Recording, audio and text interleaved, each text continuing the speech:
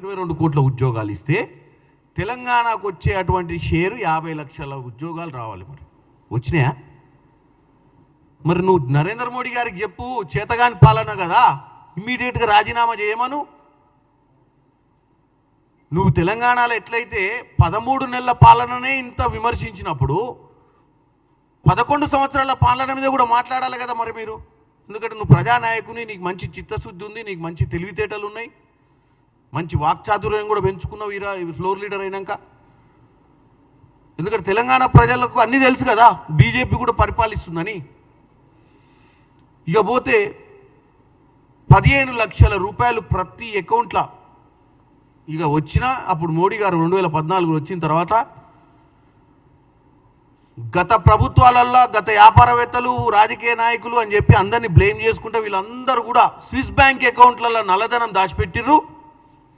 ఇక నాది దండయాత్ర స్టార్ట్ అయింది, ఇక నన్ను గెలిపిర్రి, నేను తీసుకొచ్చి మీ అందరికీ 15 లక్షలు ప్రతి పేదవానికి వచ్చేటట్టు చేస్తే గన్ని వేల కోట్లు మనకి స్విస్ బ్యాంక్లో ఉన్నాయని అబద్ధాలు చెప్పారు.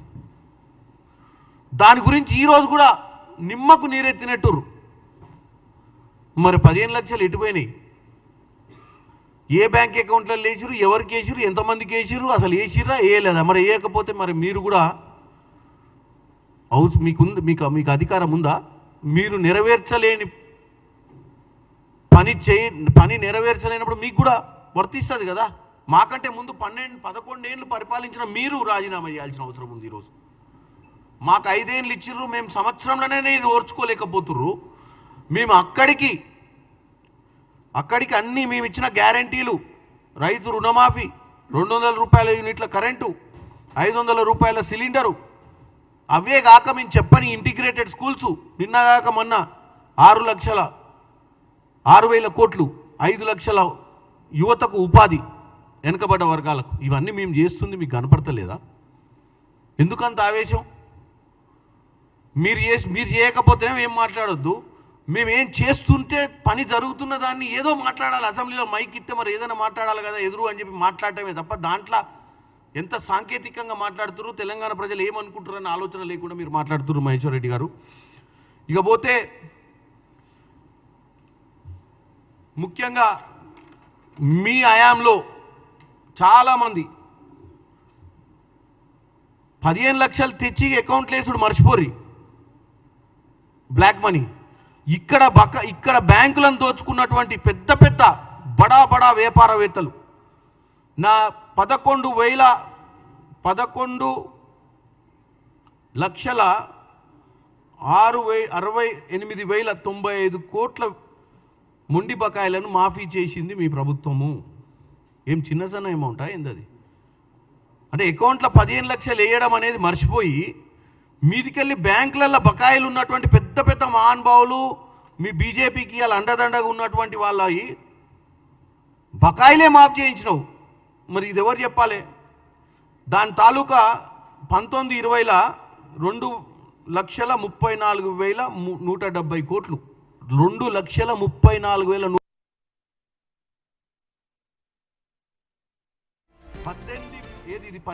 ఇది 19-20 గురించి చెప్తున్నా. 18-19లో 2,36,000 కోట్ల 265, అంటే 2,36,265 కోట్లు. 17-18లో 1,68,328 కోట్లు. 16-17లో 1,08,373 కోట్లు.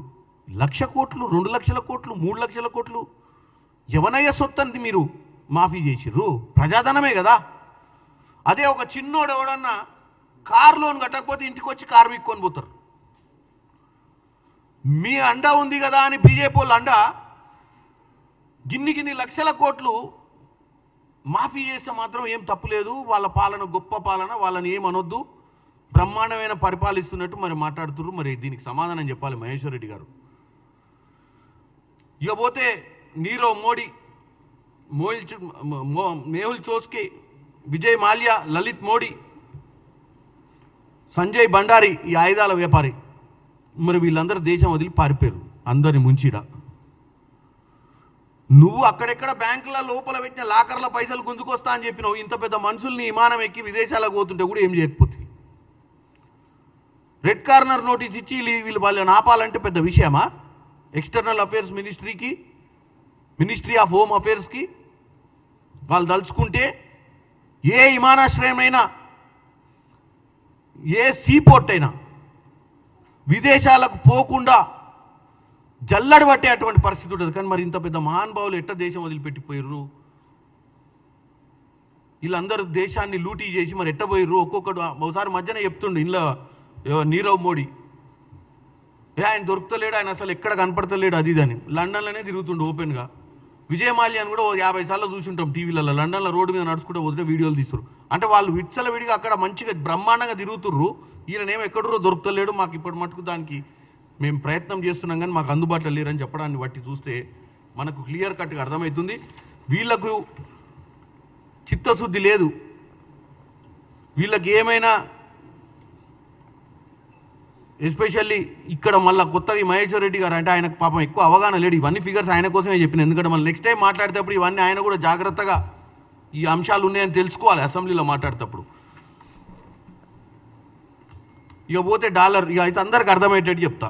డాలర్ రేటు, ఎందుకంటే మిగతా చాలా ఉన్నాయి. రైల్వేస్ గురించి మాట్లాడవచ్చు, మన దగ్గర మెట్రో గురించి మాట్లాడవచ్చు. బీజేపీ వాళ్ళు ఏం చేశారు అవన్నీ చెప్తే 1-2 గంటలు పడుతుంది ప్రెస్ మీటు.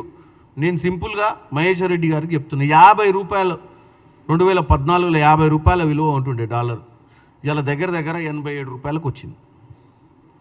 ఎందుకు వచ్చింది మరి? విశ్వగురు నరేంద్ర మోడీ గారి పాలనలా బ్రహ్మాండంగా ఆర్థికంగా ఎదుగుతున్న భారతదేశంలో ఈ సంక్షోభం ఎందుకు వస్తుంది? ఈరోజు పిల్లలు పోయి విదేశాలలో చదువుకుందామంటే ఎంత భారం? 50, ఒకప్పుడు రూపాయి భారం పెరిగింది. విదేశీ వస్తువులను ఇంపోర్ట్ చేసుకుందామంటే ట్యాక్స్ల భారం పెరుగుతుంది. మనకి బయటికి పంపిద్దామనే ఆలోచన మనకు చేద్దామంటే మేక్ ఇన్ ఇండియా కాన్సెప్ట్ వీళ్ళు పెట్టింది. సరే, మేక్ ఇన్ ఇండియాకే సరిపోవట్లేదు. అది చిత్తశుద్ధి లేని పాలన చేస్తుంది బీజేపీ. బీజేపీకి చిత్తశుద్ధి లేదన్న విషయాన్ని వాస్తవంగా ప్రజలు ఆలోచిస్తే అర్థమైంది. ఈరోజు ఇక అన్నిటికంటే ముఖ్యం వీళ్ళకు ఒక అజెండా, సింగిల్ అజెండా ఉంటుంది. ఏమన్నంటిగా కుల మతాల మధ్యన చిచ్చు రేపడం. ప్రతి దగ్గర సెంటిమెంట్ తీసుకురావాలి.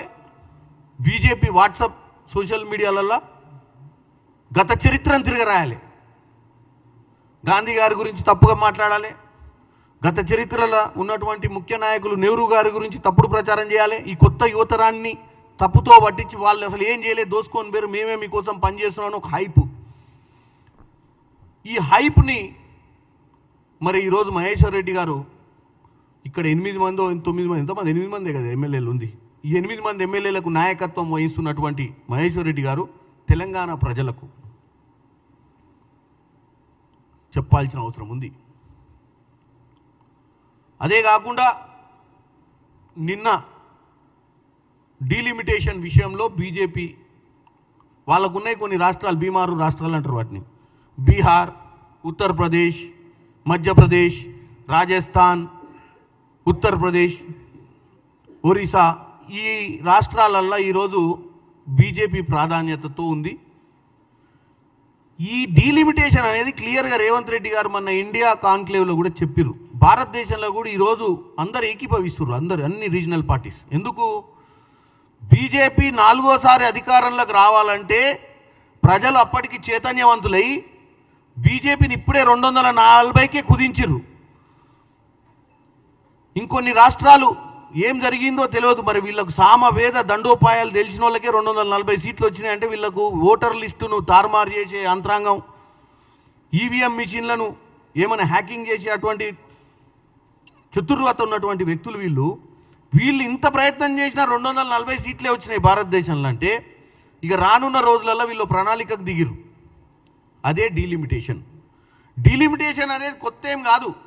తెలంగాణ ప్రజలకు డీలిమిటేషన్ గురించి తెలవాలి. డీలిమిటేషన్ అనేది 1953 మొట్టమొదటిసారిగా, 1962, 1972, 2002 4 సార్లు డీలిమిటేషన్ జరిగింది. 2001లో అప్పుడు ఫ్యామిలీ ప్లానింగ్ ప్రకారం భారతదేశంలో జనాభా పెరుగుతుందని చెప్పి దక్షిణ భారతదేశంలో అందరూ కూడా ఫ్యామిలీ ప్లానింగ్ మెయింటైన్ చేసి మన దేశ ఆర్థిక స్థితిగతుల కోసం మనం పాపులేషన్ తగ్గించుకుంటే, రాజకీయానికి వచ్చేసరికి పాపులేషన్ సెన్సస్ మీద వాళ్ళు కనుక కుట్ర ఏదైనా చేస్తారని అప్పుడే గొడవలు జరిగితే దాన్ని ఫ్రీజ్ చేసిరు. 543 సీట్లను ఫ్రీజ్. పాపులేషన్ ప్రాతినిధ్యం తీసుకోవద్దు, ఎందుకంటే కొన్ని రాష్ట్రాలు ఇచ్చినటువంటి ఆదేశాల మేరకు భారతదేశం మంచి కోసము, భారతదేశంలో ప్రగతి కోసము అక్కడ పాపులేషన్ని కంట్రోల్ చేసిరు కాబట్టి పాపులేషన్ సెన్సస్ ప్రకారం వాళ్ళకి ప్రాతినిధ్యాన్ని కోల్పోయే పరిస్థితికి వస్తుంది. దానివల్ల నష్టం జరుగుద్దని 2001లో అప్పుడు మన జస్టిస్ కుల్దీప్ సింగ్ గారు, రిటైర్డ్ జడ్జి, ఇవన్నీ ఒక ప్రణాళిక ప్రకారం ఆ రోజు సీజ్ చేసేసి ఈరోజు 2026 మళ్ళీ 2001 తర్వాత ఈరోజు పాపులేషన్ సెన్సస్ 2026 వరకు దాన్ని ఫ్రీజ్ చేయడం జరిగింది. ఇప్పుడు నేను చెప్పిన రాష్ట్రాలలో ఎవరు అధికారంలో ఉన్నారు? బీజేపీ అధికారంలో ఉంది. తమిళనాడు, కేరళ, తెలంగాణ, పాండిచేరి, లక్షద్వీప్ ఇట్లాంటి రాష్ట్రాలు, ఇకపోతే నార్త్లో కూడా మీరు పంజాబ్, హర్యానా ఈ రాష్ట్రాలలో మొత్తంలో కూడా సీట్లు పెరిగే పరిస్థితి లేదు. వీళ్ళు ఒక ఉపాయంతో వస్తున్నారు. ఈ ఉపాయాన్ని ముందే పసిగట్టాల్సిన అవసరం ఉంది. 80 సీట్లు ఉన్నటువంటి ఉత్తరప్రదేశ్లో 50% పెంచుతామన్నారు అనుకోండి. భారతదేశ వ్యాప్తంగా మేము పని చేస్తాం, అందరికి 50% పెంచుదాం అనుకుని ఒక స్కీమ్ తీసుకొద్దామన్న ఆలోచన ఉన్నట్టు అర్థమైంది మనకు. అంటే ఉత్తరప్రదేశ్లో 50% పెంచితే ఎంత అవుతాయి? 120 సీట్లు అవుతాయి. తెలంగాణలో 50% అంటే 7-8 సీట్లు పెరుగుతాయి. ఎక్కడైతే బీజేపీ పరిపాలిత రాష్ట్రాల గురించి నేను చెప్పినో అక్కడ పెరిగినప్పుడు 100 సీట్ల తేడా పెరుగుద్ది మనకు. అంటే 100 సీట్లు వాళ్ళకి పెంచే అవకాశం ఉంటుంది గెలవడానికి. సో మార్క్ ఏంది? 50% వచ్చిన వాళ్ళు అధికారంలో కూర్చుంటారు. ఈ రాష్ట్రాలల్లో జనాభా ప్రాతినిధ్యంలో వాళ్ళు పెంచుకుంటే ఆటోమేటిక్గా ఈ సౌత్ రాష్ట్రాలు ఎక్కడైతే బీజేపీ ప్రాతినిధ్యంలో ఆ రాష్ట్రాలల్లో రాజకీయంగా సీట్లు తగ్గడమే కాకుండా పార్లమెంట్లో రేపు 800 సీట్లు అయినా కానీ 400 సీట్లు వాళ్ళ అవలీలగా వాళ్ళకు ఉన్నటువంటి ఈ బీమారు రాష్ట్రాలలోనే కొట్టుకొని రావచ్చు. ఈ దక్షిణ భారతదేశంలో అటు పంజాబ్లో కూడా వాళ్ళ ఉనికి లేదు. అటువంటి అన్నీ కూడా దెబ్బపడే పరిస్థితి ఉంటుంది. దాంతో పర్మనెంట్గా బీజేపీ భారతదేశాన్ని ఏలుకోవాలని, ప్రతిపక్షాలను నిర్వీర్యం చేయాలని, రీజనల్ పార్టీలను నిర్వీర్యం చేయాలని ఒక ఆలోచనతోటి ముందుకు పోతున్నట్టుగా గమనించే ఈ నెల 22వ తారీఖు అఖిలపక్షం మీటింగ్ పెట్టడం జరిగింది. దీని విషయంలో రేవంత్ రెడ్డి గారిని కలిసిరు వాళ్ళు. నిన్న సాయంత్రం వచ్చి కేటీఆర్ గారిని కూడా కలిసిరు. సరే, కేటీఆర్ గారు బాగా సానుకూలంగా స్పందించారు. మా దగ్గర నుంచి ఒకరు పోవడం అనేది తప్పు లేదు, రాజకీయంగా అందరం కలిసి రావాల్సిన అవసరం ఇది. ఇక్కడ లోకల్ పార్టీని మళ్ళీ ఒక మాట అంటాడు ఆయన. మొన్ననే జానారెడ్డి గారు, పట్టి విక్రమార్క గారు లేఖ రిలీజ్ చేశారు. మేము కూడా అఖిలపక్షం అందరినీ కూర్చోబెట్టి మాట్లాడతాం తెలంగాణలో. వాళ్లకు మర్యాద ఉంది, వాళ్ళు వచ్చి ఇన్వైట్ చేసి లోకల్ వాళ్ళకి మర్యాద లేదు, ఇప్పుడు మటుకు మాకేం చెప్పలేదని చెప్పి ఏదో రాజకీయం డైలాగ్ కొడతాడు. నేను ఒకటే చెప్తున్నా, కిషన్ రెడ్డి గారు మీరు కూడా దక్షిణ రాష్ట్రాల నుంచి తెలంగాణ రాష్ట్రానికి అధ్యక్షులుగా ఉర్రు. నేను చెప్పిన అంశాన్ని మీకు కూడా దక్షిణ రాష్ట్రాల ప్రాతినిధ్యం కోల్పోకుండా చూడాల్సిన అవసరం మీ మీద కూడా ఉంది. కాబట్టి మీరు కూడా తమిళనాడుకు రావాల్సిందిగా కోరుకుంటున్నాము. ఎందుకంటే మీరు బీజేపీలోనే ఉండొచ్చు, కానీ మీరుంది తెలంగాణ రాష్ట్రానికి అధ్యక్షునిగా. తెలంగాణ రాష్ట్ర ప్రజలు మిమ్మల్ని గెలిపించారు. తెలంగాణ రాష్ట్ర ప్రజల ఆకాంక్షనే మీ ఆకాంక్షగా ఉండాలి. బీజేపీ కుట్ర పంతుంది. బీజేపీ 11 ఏళ్ల పాలన గురించి కూడా చెప్పిన మీకు అందాదా? దీని గురించి మళ్ళీ అసెంబ్లీలో వాళ్ళు ఇటు బీఆర్ఎస్ వాళ్ళ పంచాయతీ ఒకటైతే బీజేపీ వాళ్ళ పంచాయతీ ఒకటి. వాళ్ళు చేయాల్సిన పని చేయకుండా కాంగ్రెస్ పార్టీని నెరవేర్చలేదు హామీలు. కాబట్టి చేత కాకపోతే పాలన వదిలేయమని చెప్పి ఒక చెత్త ఐడియా ఇస్తాడు ఆ మహానుభావుడు. ఆ మహానుభావునికి ఇంకా రాజకీయం పేపర్ చదువుతాడో చదవడో. మొన్ననే మహారాష్ట్ర ఎన్నికలలో లాడ్లీ బహన్ స్కీమ్ తోటి వచ్చి అధికారంలో కూసుర్రు. మొత్తమే చేతులు ఎత్తిరాలు. నెలకు 10,000 కోట్లు అవుతున్నాయి, మా దగ్గర డబ్బులు లేవు, ఇలా మేము ఇయ్యలేమని చెప్పి. అది ఒకసారి మరి తెలుసుకోవాల్సిన అవసరం ఉంది. మా దగ్గర డబ్బులు లేకున్నా గత ప్రభుత్వం అప్పుల పాలు చేసినా ఒక చిత్తశుద్ధితోటి ఈరోజు ముందుకు పోతున్నాం. అది కూడా తెలంగాణ ప్రజలు వీళ్ళు ఎవ్వరు చెప్పినా వినొద్దని కోరుకుంటున్నా. మీరు ఇచ్చింది 5 ఏళ్ళ అధికారంలో ప్రతిరోజు ఏదో ఒక విధంగా మేము ముందుకు పోతుంటే ప్రభుత్వానికి ఖజానాకి ఏమైనా డబ్బు వస్తుందనగానే ఆ డబ్బు ఆపే విధంగా ప్రక్రియ తీసుకుంటారు ఈ బీఆర్ఎస్ వాళ్ళు. ఎందుకంటే ఒకవేళ ఖజానాకి ఏదైనా డబ్బు వచ్చే మంచి పని రేవంత్ రెడ్డి గారు ఎల్ఆర్ఎస్ తీసుకొచ్చినా, బీఆర్ఎస్ తీసుకొచ్చినా, ఎక్కడన్నా ప్రభుత్వ భూముల్ని ఆర్థికంగా మనకు అవసరం వస్తాయి కంపెనీలు పెట్టుకుంటారని చెప్పి కంపెనీలకు ఇస్తున్నా, ఆక్షన్ వేలం వీళ్ళు గతంలో ఎన్నోసార్లు చేసిరు. ఇప్పుడు ఎక్కడన్నా ఉన్న భూములు గతంలో ఆధీనం నుండి ఎవరైనా కబ్జాలకు గురైన భూముల్ని కూడా రిలీజ్ చేయించి మరీ తెలంగాణ ఆదాయాన్ని పెంచే ప్రక్రియ చేస్తే వీళ్ళు దాన్ని రాజకీయం చేస్తుర్రు. ఎందుకు చేస్తుర్రు రాజకీయము? వీళ్ళకు ప్రజల మీద చిత్తశుద్ధే లేదు. తెలంగాణలో ఉన్న కాంగ్రెస్ ప్రభుత్వం ఫెయిల్ కావాలన్న ఆలోచనే తప్ప ఎవరింట్లో ఉచిత కరెంట్ వచ్చి వెళ్తురుండొద్దు, ఎవరింట్లో 500 రూపాయల సిలిండర్ వచ్చి వంట వండుకోవద్దు, ఎవరింట్లో నిరుద్యోగస్తులకు నోటిఫికేషన్లు ఇచ్చి డిఎస్సీలు పెట్టి గ్రూప్ 1, గ్రూప్ 3, గ్రూప్ 4 పరీక్షలు పెడితే ఓర్చుకోలేకపోతుర్రు. వాళ్ళు చేయండి మేము ఎట్లా చేస్తున్నామని చెప్పి గుండెలు బాదుకుంటుర్రు. కాబట్టి మీరెవరు కూడా ఈ బీఆర్ఎస్ బీజేపీ మాయల పడొద్దు. వీళ్ళిద్దరు కలిసి ఒకే ఒక అంశం మీద ఈరోజు వారి పోరాటం. కాంగ్రెస్ పార్టీని ఎట్లా బ్లేమ్ చేయాలనేదే వీళ్ళ పోరాటం. కాంగ్రెస్ పార్టీ మీద విష ప్రచారం ఎట్లా చేయాలనేదే వీళ్ళ పోరాటం. అవసరమైతే వాళ్ళిద్దరు కలిసి కూడా రాజకీయం చేస్తారనే విషయాన్ని మనం పార్లమెంట్ ఎన్నికలలో 8 ఎంపీలు గెలిపించే విషయంలో చూసినాం. మొన్న జరిగిన ఎమ్మెల్సీ ఎన్నికలలో కూడా బీఆర్ఎస్ క్యాండిడేట్ని పెట్టకుండా ఫామ్ హౌస్లను కూర్చొని తొడలు కొడుతున్న కేసీఆర్ని కూడా చూసినాం. కాబట్టి అసెంబ్లీలో ప్రతిపక్ష హోదా ఉన్నటువంటి కేసీఆర్ అయినా మహేశ్వర్ రెడ్డి గారైనా ఇప్పుడు జరుగుతున్న కార్యక్రమాలలో బలోపతం ఎట్లా చేయాలి, దాంట్లో ఎక్కడన్నా అవసరం ఉన్న కాడ మాట్లాడాలి తప్ప గద్దె దిగండి చేతగాట్లేదు మీకు ఇవన్నీ చెప్పొద్దని కోరుకుంటున్నాను.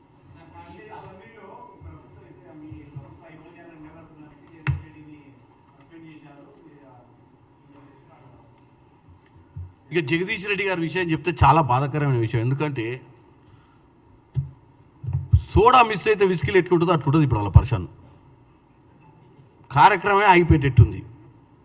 మిక్సింగ్ పోయింది కదా, ఇంకెవరికన్నా ఏ టేస్ట్ ఉంటే ఇంత బాధ కాకపో వాళ్ళకు. సోడా మీద దెబ్బ కొడితేటా ఇప్పుడు ఎట్ట నడవాలి కార్యక్రమాలు? మరి సాయంత్రం పూట వితౌట్ సోడా నడవదు కదా. కాబట్టి వాళ్ళు నిన్న ఇలా కార్యరూపం చేసి కేటీఆర్ గారు ఆమరణ నిరాహార దీక్ష చేస్తారని చెప్పి వాళ్ళు అంటుర్రు. దాని విషయంలో చెప్పిన ఏందండి కేటీఆర్ గారు అంత సీరియస్ ఎందుకు తీసుకురు? మీరు ఆమరణ నిరాహార దీక్ష చేయాల్సినంత అవసరం ఉందా? గతంలో మీరు ఏ రోజన్నా దళితులకు విలువనిచ్చిర్రా? ఆ చైర్ల దళితుడు కూసుడు కాబట్టి ఆ చైర్ని అవమానించినట్టు మాట్లాడిర్రు. మీ నాయన ఒకప్పుడు ముఖ్యమంత్రి అసలు మాకు నేను కాపల కుక్కలాంటి తెలంగాణ తెచ్చుడే తప్ప నాకెందుకు అధికారము, మంచి దళితుని చూసి సీఎంని చేస్తా అని చెప్పినటువంటి గొప్ప మాటకారి. చేయక అప్పుడు డిప్యూటీ సీఎంని చేస్తే 4 నెలలు 3 నెలల తర్వాత ఉడబీకిరు. ఎందుకు కూడా బీకిరో తెలియదు. ఏదో చేసిండు తప్పు అని చెప్పి ఇప్పటి మటుకు ఆ తప్పుని ఇప్పుడు కూడా ఓపెన్ చేసి చెప్పలే. అప్పుడు రాజయ్య గారు ఏం తప్పు చేసిరో తెలియదు, ఆయన తీసి బయట ఇచ్చిరేసారు. ఎన్నోసార్లు దళితులకు అవమానాలు చేసిరు తప్ప వాళ్ళు దళితుల్ని ఏ రోజు కూడా దళితుల మీద వాళ్ళకు భక్తి లేదు, దళితులు అంటే వాళ్ళకు మర్యాద లేదు. ఇక రాజ్యాంగాన్ని రాసిన అంబేద్కర్ విగ్రహం దగ్గర పోయి వీళ్ళు మళ్ళీ నిరసనలు తెలియజేయడం. నిన్న వీళ్ళు చేసేదే దళిత వ్యతిరేకి.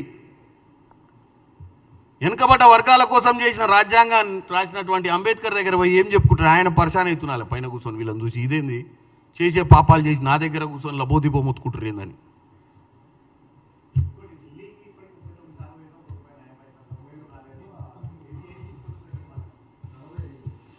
నేను ఒకటే చెప్తున్నా, నయా పైసా తెలంగాణ ప్రజలకు దండం పెట్టి చెప్తున్నా.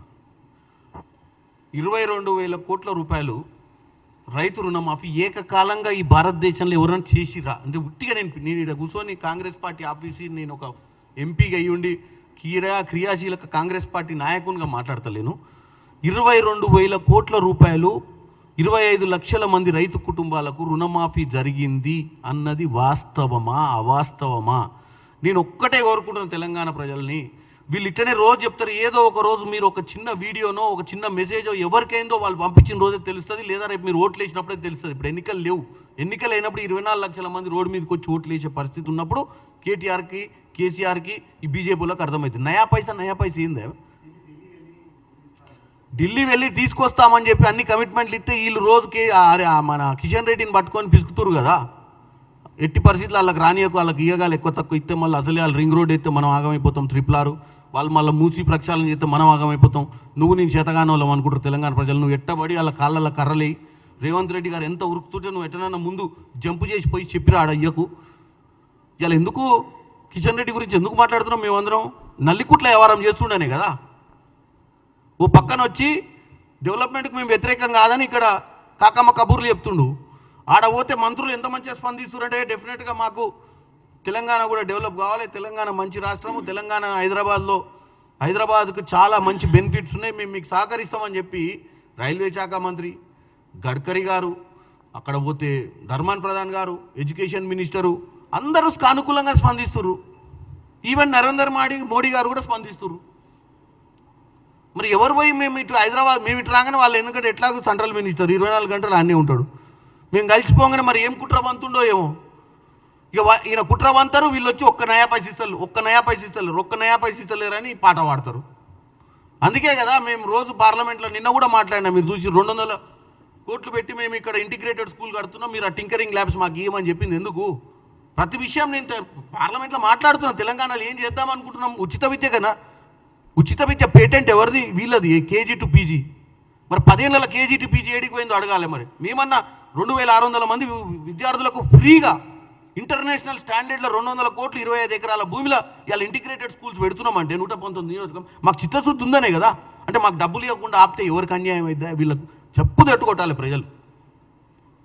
మీకు మేము మంచి చేస్తామంటే ఢిల్లీ నుంచి పైసలు లేకుండా ఒకడు వాడిని రెచ్చగొట్టి పైసలు లేకుండా చేస్తారు. ఇంకొక ఆయన వచ్చి నయా పైసా ఎత్తలేడు, 35 సార్లు వేరు 40 సార్లు వేరు అని చెప్పి బ్లేమ్ గేమ్. ఎంత మ్యాచ్ ఫిక్సింగో అర్థం చేసుకోవాలి తెలంగాణ ప్రజలు. ఓ పక్కన పంపిస్తుర్రు నువ్వు ఆపు అని, ఓ పక్కన వచ్చేమో ఏమి ఇత్తలేరని చెప్తుర్రు. ఎన్ని ఇబ్బందులు వచ్చినా, ఎంతమంది అడ్డుపడ్డా మా మంత్రులు, మా ముఖ్యమంత్రి రేవంత్ రెడ్డి గారికి చిత్తశుద్ధి ఉంది, పోరాటం చేస్తాం. మేమేం బిచ్చం అడుక్కోవట్లే. మాకు రావాల్సిన పైసలు మేము అడుగుతున్నాం. ఈ నుంచి పోయే ట్యాక్సులు అదేదో బిచ్చం వేసినట్టే ఉంది. ఎందుకు ఇయ్యారు?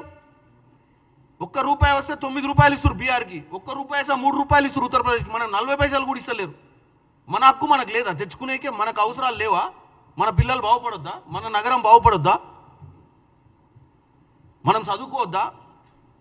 తెలంగాణ ప్రజలు ఈ 2 పార్టీలను క్లియర్గా చెప్తున్నాం మీకు. ఈ 2 పార్టీలు కలిసి తెలంగాణలో రాజకీయమే ముఖ్యంగా ముందుకు పోతున్నారు. ప్రజలపై, ప్రజా అభివృద్ధిపై వీళ్ళకి దృష్టే లేదని చెప్తున్నారు ఈరోజు.